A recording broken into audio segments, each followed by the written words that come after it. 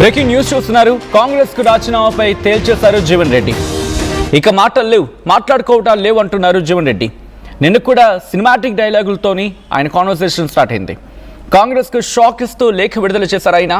ఈ నెల 25న కాంగ్రెస్ కు రాజీనామా చేస్తా అంటూ చెప్పుకొచ్చారు. ఆ లెటర్ని మీరు చూడొచ్చు ఆర్టీవీ స్క్రీన్ మీద. ఫ్రమ్ ద బిగినింగ్ ఆ లెటర్ని చూసే ప్రయత్నం చేద్దాం. కొద్దిసేపటి క్రితం ఆయన ఈ లెటర్ని రిలీజ్ చేయడం జరిగింది. 4 దశాబ్దాలకు పైగా నాతో ప్రయాణం చేసిన రాజకీయ సహచరులు, కాంగ్రెస్ నాయకులు, కార్యకర్తలు, మిత్రుడు, శ్రేయాభిలాషులు, అభిమానులకు గత 20 మాసాల నుంచి కాంగ్రెస్ పార్టీలో కొనసాగుతున్న పరిణామాలను మీరు గమనిస్తున్నారు.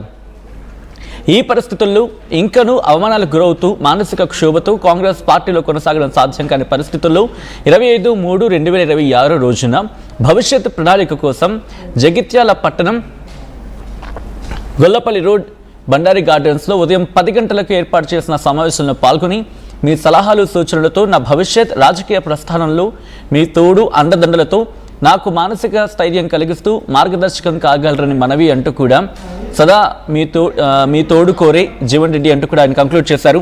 సో క్లారిటీ ఇచ్చేశారు జీవన్ రెడ్డి నెక్స్ట్ ఏం చేయబోతున్నారు అనేది. కొద్దిసేపటి క్రితం ఆయన ఈ నిర్ణయం తీసుకోవడం జరిగింది. ఆ లెటర్ని మీరు చూస్తున్నారు. ఈ నెల 25న అంటే మహా అయితే ఇంకొక 2 రోజులు అంటే 23, 24, 25వ తారీఖున ఆయన పార్టీకి రాజీనామా చేయబోతున్నారు. రాజీనామా చేసి ఆయన భవిష్యత్ కార్యాచరణ అంటే ఏ పార్టీలో చేరబోతున్నారు అనేది కూడా క్లారిటీ ఇచ్చే అవకాశం కనిపిస్తోంది. ఆయన ఇన్ఫాక్ట్ నిన్ను కూడా మాట్లాడుతున్న సందర్భంలో నిన్న కాదు మొన్న దాదాపుగా ఒక 2-3 వారాలుగా మాట్లాడుతున్న క్రమంలో ఆయన చేసిన స్టేట్మెంట్స్ని ఒక్కసారి అనలైజ్ చేసే ప్రయత్నం, మాట్లాడుకునే ప్రయత్నం చేస్తే కనుక కాంగ్రెస్ పార్టీతో సంబంధాలు తెగిపోయాయనేది క్లియర్ కట్గా అర్థమవుతోంది. దాంతోపాటు ఈ మాటలకు బలం చేకూర్చేలాగా అక్కడ జరిగిన పరిణామాలు, ఫ్లెక్సీస్ను తొలగించడం కావచ్చు, ఆ ఫ్లెక్సీస్ని అంటే కాంగ్రెస్ పార్టీతో ఆయనకున్న అసోసియేషన్కి ప్రతిబింబించేలా అక్కడ ఉన్న ఫ్లెక్సీస్, ఆ ఫ్లెక్సీస్ని తొలగించి కేవలం ప్లెయిన్ ఫ్లెక్సీస్, అలాగే శ్రీరామనవమి, యుగాది శుభాకాంక్షలు అంటూ ఆ ఫ్లెక్సీస్ పెట్టడం, ఇవన్నీ పరిణామాలు అప్పటికే ఇండికేషన్స్ ఇచ్చేసే ప్రయత్నం జరిగింది జీవన్ రెడ్డి. ఇప్పుడు ఆయన నెక్స్ట్ 25వ తారీఖున ఏం జరగబోతోంది, కాంగ్రెస్ పార్టీకి రాజీనామా చేస్తా అంటూ చెప్పుకొచ్చారు. ఆ తర్వాత భవిష్యత్ కార్యాచరణ ఏంటి, 25వ తారీఖున ఏం చేయబోతున్నారు ఆయన? ఎందుకంటే ముందు కొద్ది రోజుల క్రితం మాట్లాడుకున్నప్పుడుగా శ్రీరామనవమి, ఉగాది ఒకటి కూడా మాట్లాడుకున్నాం. సో ఇప్పుడు ఏం జరగబోతుంది డీటెయిల్గా తెలుసుకుందాం. ఇదే అంశానికి సంబంధించి మరింత సమాచారం అందించేందుకు మా ప్రతినిధి చంద్రశేఖర్ ఫోన్ లైన్లో సిద్ధంగా ఉన్నారు. చంద్రశేఖర్, 25వ తారీఖున ఎందుకు, అంటే 25వ తారీఖున ఎందుకు, అట్ ద సేమ్ టైం 25వ తారీఖున ఎటువంటి భవిష్యత్ కార్యాచరణ ప్రకటించబోతున్నారు జీవన్ రెడ్డి? ఎస్ సచిన్, గత కొన్ని రోజుల నుంచి ఎప్పుడెప్పుడు అని ఎదురు చూస్తున్నటువంటి క్షణం రానివ్వండి.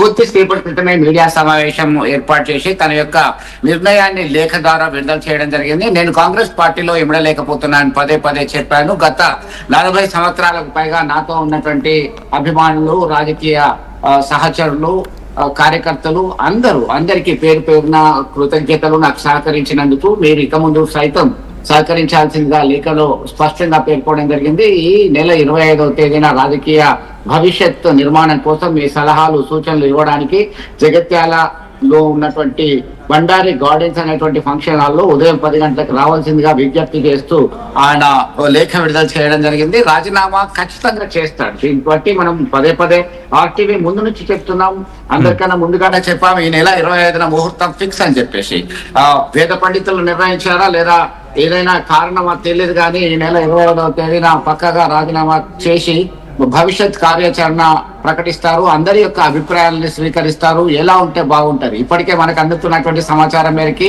తన చిన్న కోడలు చెరిస్పా రెడ్డికి ఒకవేళ లేడీ రిజర్వేషన్ సచిన్ డీలిమిటేషన్ ప్రక్రియ కొనసాగేటువంటి అవకాశం ఉంది. దీనిలో భాగంగా ఆయన అసెంబ్లీ స్థానాలు, లోక్సభ స్థానాలు పెరగడానికి ఖచ్చితమైనటువంటి ప్రణాళికతో కేంద్ర ప్రభుత్వం కసరత్తు చేస్తుంది. జనన గణన విభాగానికి సంబంధించి వివరాలు సేకరిస్తుంది. దానిలో భాగంగా లేడీస్ కి, మహిళలకి 33% చట్టసభల్లో రిజర్వేషన్ సంబంధించినటువంటి బిల్లు అమల్లోకి వచ్చినటువంటి విషయం ఎదుగుతుంది. ఈ క్రమంలో రాబోయే ఎన్నికల్లో వీటిని ఇంప్లిమెంట్ చేస్తే ఒకవేళ అక్కడ జగిత్యాల లేడీ రిజర్వేషన్ అయితే తన చిన్న కోడలు చెరిస్పా రెడ్డికి వచ్చేటువంటి అవకాశం ఉంది అనేటువంటి అభిప్రాయంతో ముందుకెళ్తున్నటువంటి పరిస్థితి. తనకి పదవులు అక్కర్లేదు, కానీ ప్రాధాన్యత అవసరము, సెల్ఫ్ రెస్పెక్ట్ అవసరము, గౌరవం అవసరము అని పదే చెప్పడం జరిగింది. నిన్నటికి నిన్న ఇద్దరు మంత్రులు, ఐటీ మినిస్టర్ దుద్దిల్ల శ్రీధర్ బాబు, అలాగే వెల్ఫేర్ మినిస్టర్ అడ్లూరి లక్ష్మణ్ కుమార్ వెళ్ళడము, ఇతర నేతలు, ఎమ్మెల్యేలు, కార్యకర్తలు, సీనియర్ నేతలతో కలిసి మంతనాలు చేశారు. అయినప్పటికీ ఆయన తనదైన స్టైల్లో దేవుడు శాసిస్తాడు, మనం ఆచరిస్తాం అనేటువంటి కోణంలోనే నర్మగర్భంగా వ్యాఖ్యలు చేయడం జరిగింది. ఒక రకంగా వాళ్ళకు కూడా ఇండికేషన్ ఇచ్చినట్టుగా మనం తెలుసుకోవచ్చు. ఎందుకంటే గత దాదాపు నెల రోజుల క్రితమే ఆయనని ఢిల్లీకి తీసుకెళ్లడం జరిగింది. ఢిల్లీ పెద్దలతో కల్పించి మాట్లాడడం జరిగింది. ఒక అష్యూరెన్స్ ఇచ్చినట్టుగా సమాచారం ఉంటుంది. మరి అష్యూరెన్స్ సంగతి ఏంటి, ఇచ్చిన హామీలు ఏంటి? ఒకటే చెప్తున్నారు ముందు నుంచి, గత 20 మాసాల నుంచి నాకు ప్రాధాన్యత లేదు, పట్టించుకున్న వాడేవాడు లేడు. నేను 40 సంవత్సరాలకు పైగా ఇంత రాజకీయంగా సేవలు అందించిన కాంగ్రెస్ పార్టీకి. చంద్రశేఖర్ అందుకోసం ఒక్కసారి మీ లైన్ లో ఉండే ప్రయత్నం చేయండి. కొద్దిసేపటి క్రితం ఇంకా చెప్పంటే లేటెస్ట్గా ఆయన ఒక స్టేట్మెంట్స్ చేయడం జరిగింది జీవన్ రెడ్డి. అసలు జీవన్ రెడ్డి చేసిన స్టేట్మెంట్స్ ఏంటి ముందు చూద్దాం, ఆ తర్వాత ఇన్ డీటెయిల్గా మాట్లాడుకునే ప్రయత్నం చేద్దాం.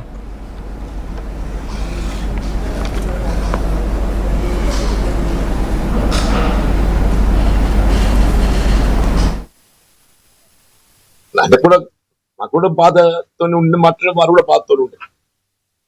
ఏదైనా కానీ 25th నాడు ఏదైతుంది ఇక్కడ బండారు గార్డెన్లో గత 4 దశాబ్దాలుగా నాకు తోడునిచ్చినటువంటి ఒక రాజకీయ సహచరులు, కాంగ్రెస్ కార్యకర్తలు, నాయకులు, శిరోభిలాషులు, అభిమానులు అందరితో ఒక సమావేశాన్ని ఏర్పాటు చేసుకొని భవిష్యత్తు కార్యక్రమం చేస్తా కదా, చేయడానికి దొరికే కదా. ఇప్పుడు ఇంతసేపు చెప్పింది, ఇంతసేపు ఏం చెప్పింది, రాజీనామా చేస్తా అని చెప్పి అంటున్నా. నేను భవిష్యత్తు కార్యాచరణ రూపొందించుకుంటాం. ఐ గేవ్ లెటర్ ఆల్సో, అది తర్వాత ఇప్పుడు అంతవరకు రాలేదు. ముందు ఏదైతే ఉందో తీసుకున్న తర్వాత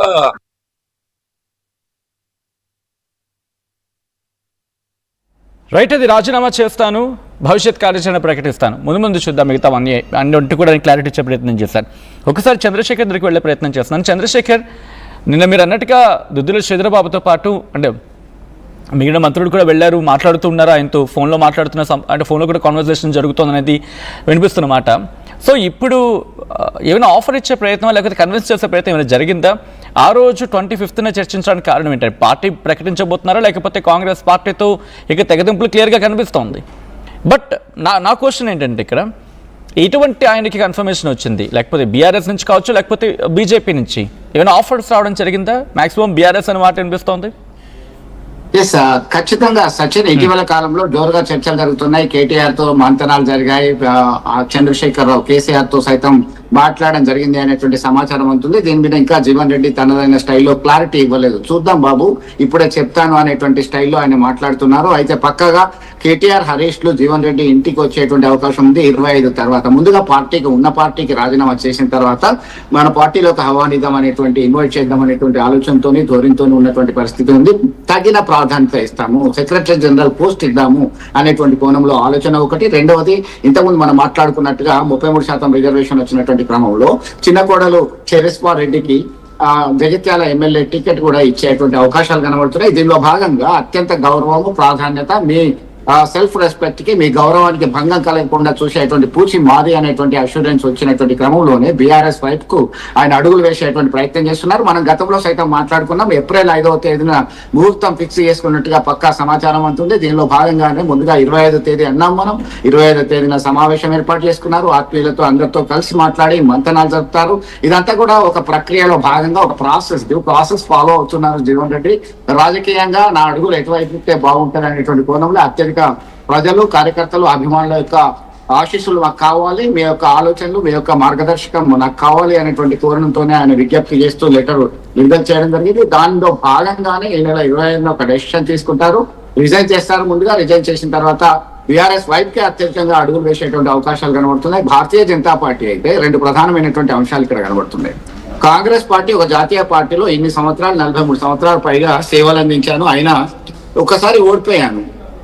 నాకు సమాచారం ఏమీ ఇవ్వకుండానే నా స్థానంలో నా ప్రత్యర్థిని ఆయనకి తగిన గుర్తింపు ఇస్తున్నారు, ప్రాధాన్యత ఇస్తున్నారు. అన్ని తానే జగిత్యాల నియోజకవర్గంలో, జగిత్యాల జిల్లాలో రాజకీయాన్ని శాసించే స్థితికి నా శత్రువు వచ్చాడనేదే తీవ్రమైనటువంటి ఆవేదన, మనోవేదన జీవన్ రెడ్డి విషయంలో.